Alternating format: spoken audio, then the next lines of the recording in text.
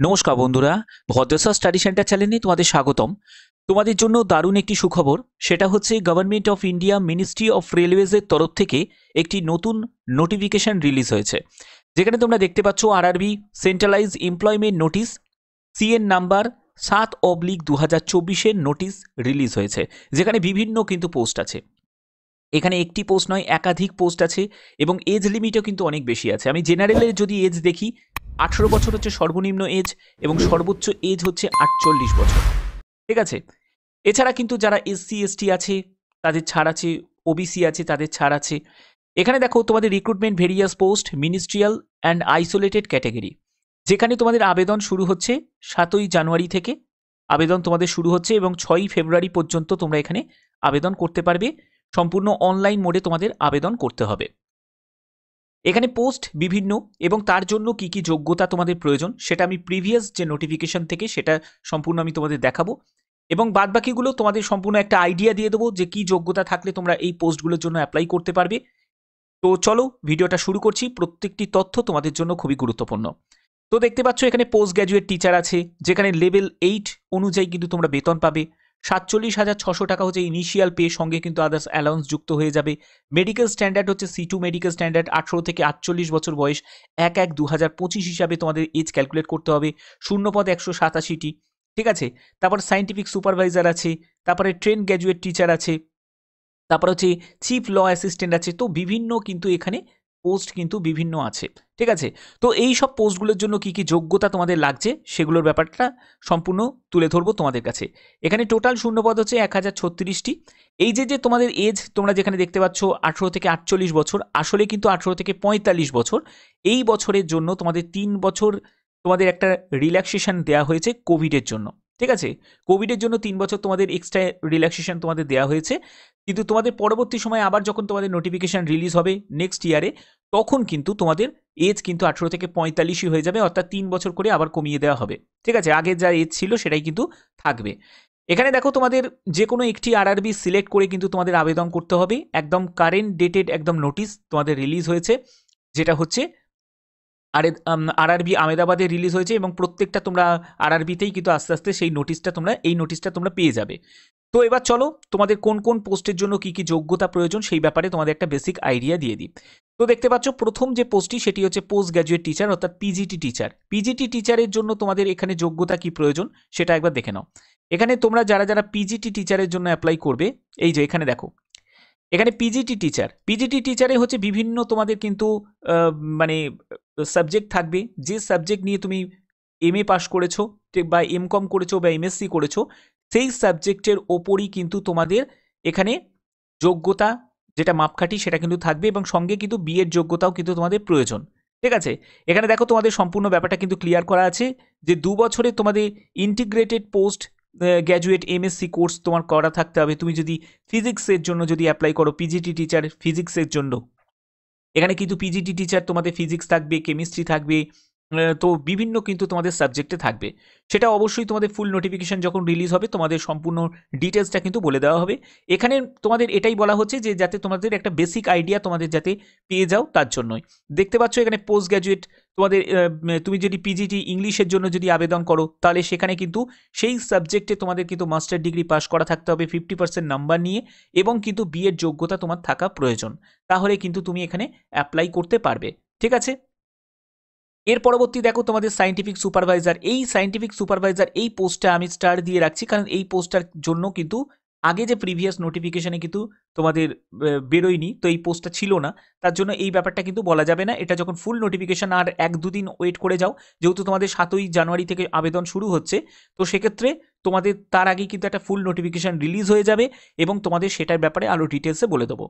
এরপরে হচ্ছে TGT teacher. TGT টিচারের জন্য কিন্তু তোমাদের গ্র্যাজুয়েশন যোগ্যতা প্রয়োজন, এবং সঙ্গে বিএড যোগ্যতা প্রয়োজন হবে।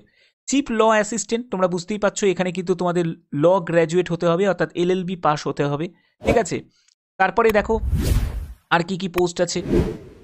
তো এখানে তোমাদের চিফ ল অ্যাসিস্ট্যান্ট তোমরা এখানে দেখতেই পাচ্ছ, এখানে চিফ ল অ্যাসিস্ট্যান্টের জন্য 18 থেকে 40, সেটা কিন্তু 18 থেকে 45 বছর এই বছর রাখা হয়েছে। C1 ক্যাটাগরি মেডিকেল স্ট্যান্ডার্ড, এবং এখানেও কিন্তু তোমাদের 3 বছরে এলএলবি পাস করা থাকতে হবে। ঠিক আছে। আচ্ছা, এছাড়া আর কি পোস্ট আছে দেখতে পাচ্ছ যে এখানে তোমাদের ফিজিক্যাল ট্রেনিং ইনস্ট্রাক্টর। তুমি যদি এইখানে যদি অ্যাপ্লাই করতে চাও তাহলে এখানে কিন্তু ফিজিক্যাল ট্রেনিং ইনস্ট্রাক্টরের জন্য তোমাদের অবশ্যই কিন্তু তোমাদের দেখছি এখানে কি যোগ্যতা তোমাদের এখানে বলা হচ্ছে। ফিজিক্যাল ট্রেনিং ইনস্ট্রাক্টর, দেখো এখানে তোমাদের যোগ্যতা বলা হয়েছে যে গ্র্যাজুয়েশন যোগ্যতা থাকতে হবে এবং ডিপ্লোমা ইন ফিজিক্যাল ট্রেনিং নিয়ে তোমাদের ডিপ্লোমা করা থাকতে হবে, অথবা তুমি যদি বিপিএ তোমার যদি করা থাকে, উচ্চ মাধ্যমিক পাস করে থাকো, তাহলেও কিন্তু তুমি অ্যাপ্লাই করতে পারবে। ঠিক আছে, তো আশা করি এই জায়গাগুলো তোমাদের বোঝাতে পারলাম। তো এর পরবর্তী আরও অনেক পোস্ট আছে, যেমন হচ্ছে তোমাদের জুনিয়র ট্রান্সলেটার আছে। তো স্বাভাবিক ব্যাপার, ট্রান্সলেটারের ক্ষেত্রে তোমাদের হিন্দি ট্রান্সলেটারের ব্যাপারে তোমাদের জানতে হবে। ঠিক আছে, তারপরে দেখো তোমাদের স্টাফ অ্যান্ড ওয়েলফেয়ার ইন্সপেক্টর, এই পোস্টের জন্য তোমাদের কি যোগ্যতা প্রয়োজন দেখো, স্টাফ অ্যান্ড ওয়েলফেয়ার ইন্সপেক্টর। তো এই পোস্টের জন্য এখানে দেখো স্টাফ অ্যান্ড ওয়েলফেয়ার ইন্সপেক্টর, এই পোস্টটার জন্য তোমাদের যোগ্যতা যেটি প্রয়োজন, গ্র্যাজুয়েশন যোগ্যতা প্রয়োজন, যে কোনো শাখায় গ্র্যাজুয়েশন এবং এনি অফ দ্য ফলোয়িং যে কোয়ালিফিকেশান আছে, যেটা তোমাদের লেবার ওয়েলফেয়ার ডিপ্লোমা যদি করা থাকে তাহলেও অ্যাপ্লাই করতে পারো, তোমার যদি সোশ্যাল ওয়েলফেয়ারের যদি ডিপ্লোমা করা থাকে অ্যাপ্লাই করতে পারবে, তুমি যদি এলএলবি পাস করে থাকো তাহলেও তুমি অ্যাপ্লাই করতে পারবে। এছাড়া তুমি যদি এমবিএ করে থাকো, পার্সোনাল ম্যানেজমেন্ট নিয়ে যদি তোমার পিজি ডিপ্লোমা করা থাকে, তাহলেও কিন্তু স্টাফ অ্যান্ড ওয়েলফেয়ার ইন্সপেক্টরের জন্য অ্যাপ্লাই করতে পারবে। এটা কিন্তু খুব ভালো একটা পোস্ট, এইচআর লেভেলের পোস্ট। ঠিক আছে, তারপরে লাইব্রেরিয়ান, তো এই লাইব্রেরিয়ানে অবশ্যই তোমাদের লাইব্রেরি সায়েন্স নিয়ে কিন্তু তোমাদের যোগ্যতা কিন্তু থাকতে হবে। মিউজিক টিচার, মিউজিকের ব্যাপারে তোমাদের যোগ্যতা থাকতে হবে, এমএ পাশ করে তুমি যদি মিউজিক নিয়ে তোমার যদি কোনো যোগ্যতা থাকে তাহলে তুমি অ্যাপ্লাই করতে পারবে। তারপরে দেখো এখানে রেলওয়ে, তোমাদের প্রাইমারি রেলওয়ে টিচার, তো এখানেও কিন্তু বিভিন্ন সাবজেক্টগুলো থাকবে। এবার কোন কোন সাবজেক্ট থাকবে সেটা যখন ফুল নোটিফিকেশান আসবে তখনই ব্যাপারটা কিন্তু ক্লিয়ার হবে। এখানেও কিন্তু সেম যোগ্যতা তোমাদের থাকবে, উচ্চ মাধ্যমিক পাস, সঙ্গে কিন্তু তোমাদের ডিএড যোগ্যতা, এখানে কিন্তু ডিএড যোগ্যতা কিন্তু তোমাদের প্রয়োজন হবে। ঠিক আছে, এখানে ডিএড যোগ্যতা প্রয়োজন হবে। অ্যাসিস্ট্যান্ট টিচার, এখানেও কিন্তু তোমাদের গ্র্যাজুয়েশন যোগ্যতা লাগবে এবং সঙ্গে কিন্তু বিএড যোগ্যতা প্রয়োজন হবে। পরবর্তী পোস্ট হচ্ছে তোমাদের ল্যাবরেটরি অ্যাসিস্ট্যান্ট স্কুল, এই পোস্টের জন্য কি যোগ্যতা প্রয়োজন দেখতে পাচ্ছ 30 নম্বরের ল্যাবরেটরি অ্যাসিস্ট্যান্ট স্কুল। এখানে তোমাদের যোগ্যতা যেটি প্রয়োজন, উচ্চ মাধ্যমিক পাস, সায়েন্স ব্যাকগ্রাউন্ড নিয়ে এবং 1 বছরের অভিজ্ঞতা থাকতে হবে প্যাথোলজি বা বায়োকেমিক্যাল ল্যাবরেটরি কাজে, তাহলে কিন্তু এই পোস্টের জন্য তুমি যোগ্য। ঠিক আছে, আচ্ছা এর পরবর্তী আরেকটি পোস্ট আছে যেটা হচ্ছে তোমাদের ল্যাব অ্যাসিস্ট্যান্ট গ্রেড 3, সেটা হচ্ছে কেমিস্ট অ্যান্ড মেটালজিস্ট। তো এইখানে দেখি এর জন্য কি যোগ্যতা তোমাদের প্রয়োজন। তো ল্যাব অ্যাসিস্ট্যান্ট গ্রেড 3 এই পোস্টটা কি আগের বছর ছিল নাকি, সেটা আগে প্রিভিয়াস, হ্যাঁ আছে। তো দেখতেই পাচ্ছ lab assistant grade 3 chemist and metallurgist. তো এখানে দেখো তোমাদের উচ্চ মাধ্যমিক পাস যোগ্যতা প্রয়োজন, ফিজিক্স এবং কেমিস্ট্রি নিয়ে পাস আউট হতে হবে, সঙ্গে ডিপ্লোমা অথবা সার্টিফিকেট তোমার যদি থাকে ল্যাব টেকনোলজি নিয়ে, তাহলে কিন্তু তুমি এখানে অ্যাপ্লাই করতে পারবে।